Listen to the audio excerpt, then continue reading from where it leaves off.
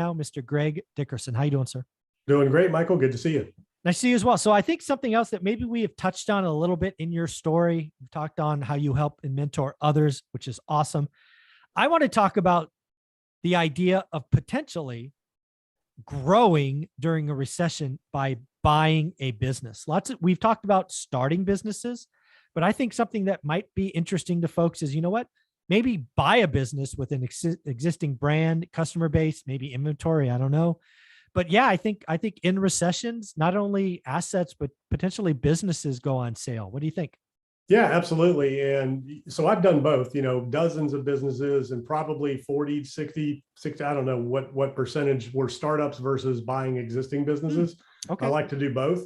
It's obviously much easier to buy an existing business and you can do it without any money up front. That's what's cool. You start up, you got to raise some funds, you got to invest and all that kind of stuff. And it's fun to build and it's fun to start up. You still don't need any of your own money, but you need money.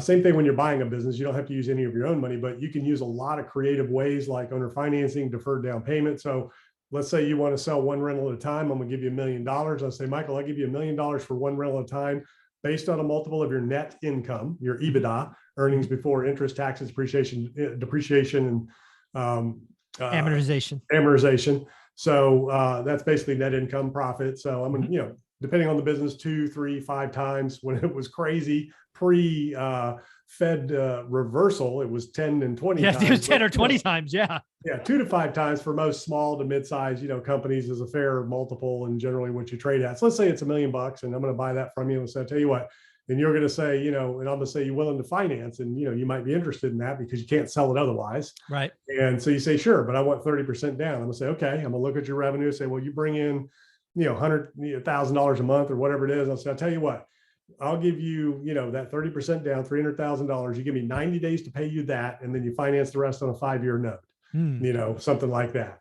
So I use the cash flow from the company over the first 90 days to pay you your down payment. And you're financing the rest.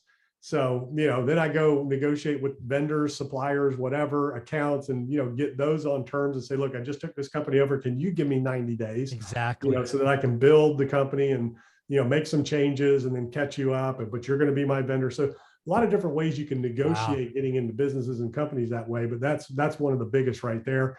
You have SBA financing that'll loan you almost all of it. Sometimes you don't have to put any money down, but maybe 5%.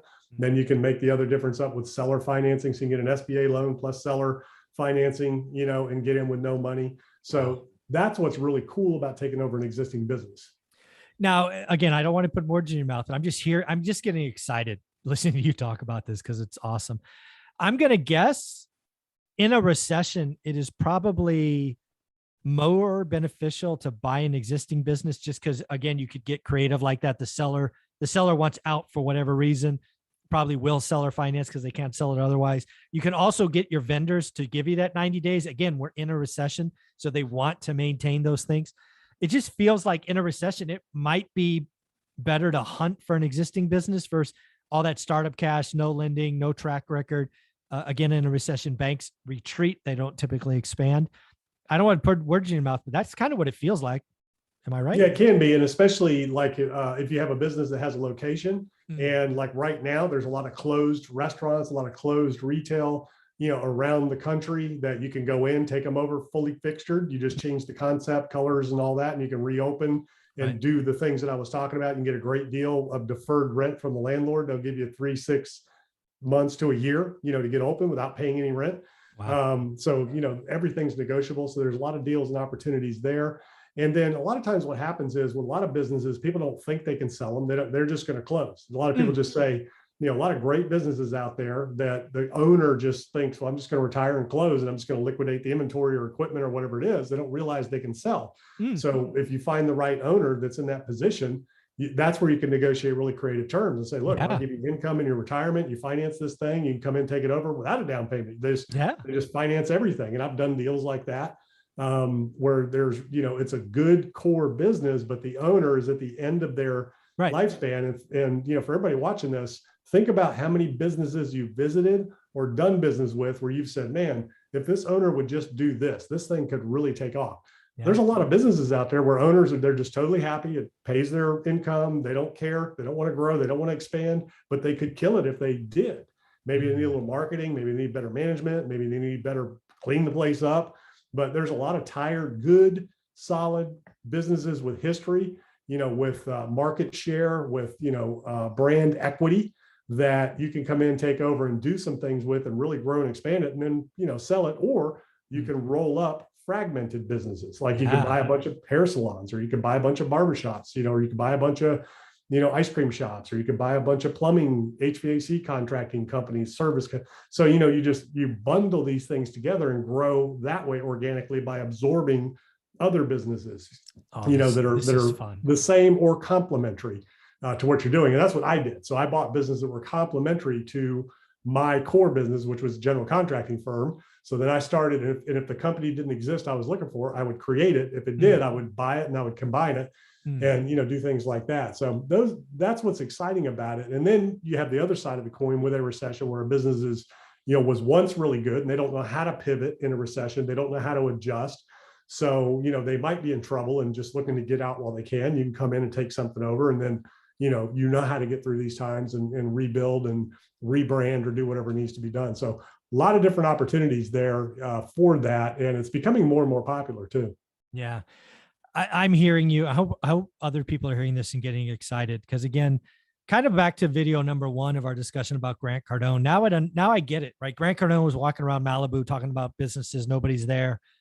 That's the time to get excited, right? Again, Grant talked about growing in a recession. That's really what you're giving us, right? Find your core area, add on. It makes sense. Get creative, financing, leverage.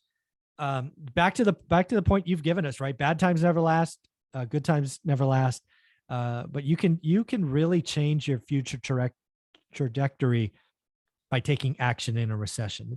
Before that, you got to develop yourself. So you got to know how to do these things. So you have to know how to do what I just talked about. How do you number one, how do you find this person willing to sell? Number 2, how do you evaluate the opportunity? Number 3, how do you negotiate the deal? Number 4, what do you look for in the due diligence? In terms of, do you buy the corporation? Do you do all those decisions? Number 5, how you going to grow it, scale it, turn it around? Number 6, how are you going to operate it? Who's going to operate it? How are you going to manage it? And on and on and on. So, you have to have the expertise in order to take advantage. So it starts with yourself first. Sure. You develop yourself, you get the expertise. There's great books out there on buying a business. I have a course on it that goes through all of that I just talked about. And you develop that, you get the expertise, then you walk into these situations and you just grow and scale it from there. And, that's awesome. Oftentimes, well, actually not often, it's always easier in a recession to do that than it is in boom times. Exactly. The time that is coming for us, folks, is one where entrepreneurs and the prepared should be excited. Yes, it's scary. Yes, the headlines will be bad. But again, look under the surface. This is when real legacy wealth can be created. This is when deals are done. Get excited, prepare, acknowledge, and get to work. And again, Greg is part of the expert series because he does things that I have no experience in. If people wanted to go get this course or go figure out all the amazing stuff you have, where do they go?